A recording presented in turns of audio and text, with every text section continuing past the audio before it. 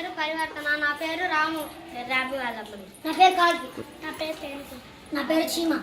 ఇప్పుడు స్కిట్ చేస్తున్నాము.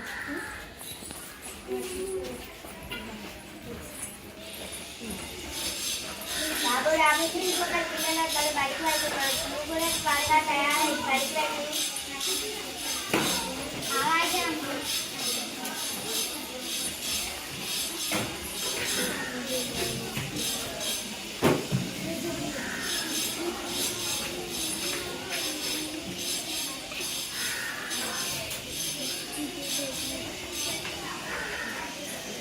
ఇక్కడ మామిడి తోట ఉంది. ఇంటికి వెళ్దాం.